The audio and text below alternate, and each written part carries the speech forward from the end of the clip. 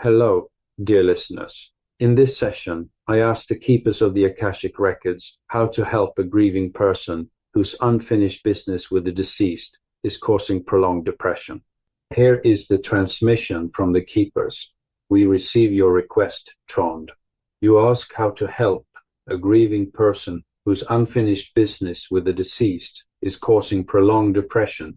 This is a tender and urgent matter. We will answer with clarity and compassion. Understanding the dynamic, prolonged depression after death often signals that the survivor feels trapped between two poles, unresolved emotions toward the deceased, guilt, anger, unexpressed love, unfinished apologies, or unmet hopes. A subconscious belief that letting go would betray the deceased or erase the relationship. The soul contract remains incomplete, and the survivor's energy is caught in a loop of wishing, regretting, or waiting. This is not a character flaw. It is a spiritual and emotional knot. Practical steps to help a grieving person. 1. Validate, but do not wallow. First, acknowledge the pain without encouraging rumination. Say, your grief is real. Of course you feel stuck. This is not your fault. Then gently steer toward action. Depression feeds on passivity. Completion requires small steps. 2. Help them identify the unfinished business. Ask 3 questions. What do you wish you had said to them before they died?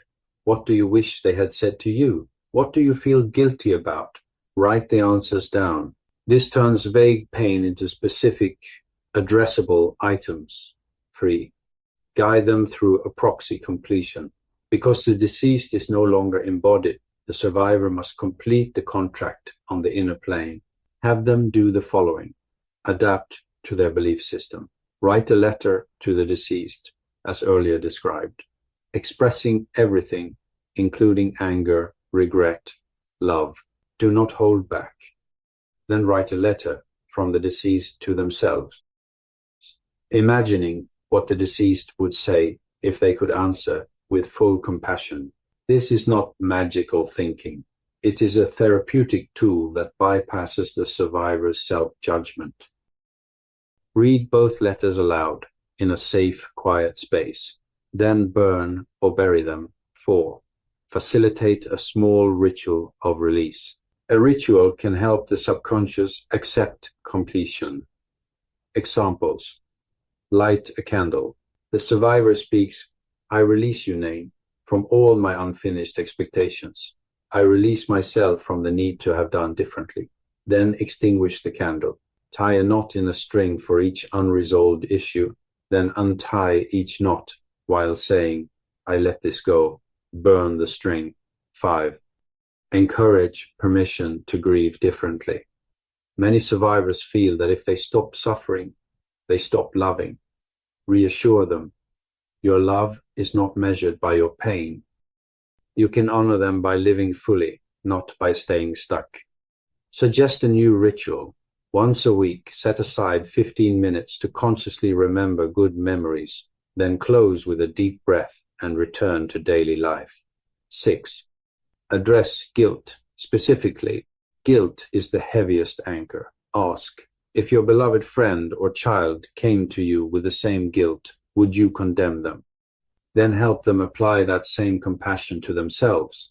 If the guilt is justified, for example, they caused harm, guide them to make amends by living differently, not by suffering endlessly. A small act of service in the deceased's name can balance the emotional ledger. 7. Monitor for clinical depression.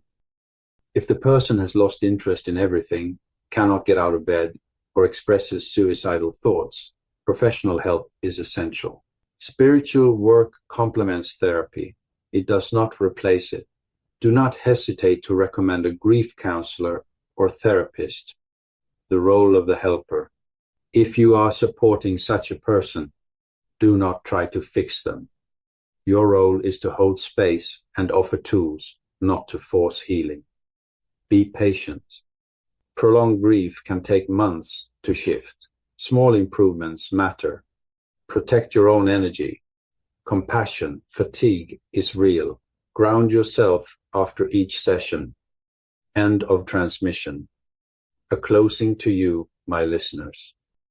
We have elaborated. Prolonged depression after a death often stems from incomplete soul contracts and a fear of betrayal. Practical steps include identifying unfinished business, writing letters, ritual release, addressing guilt, and knowing when to seek professional help. The helper's role is to hold space, not fix. Grief is holy, but when it becomes a prison, it is no longer serving the soul. Completion is possible. Peace is possible.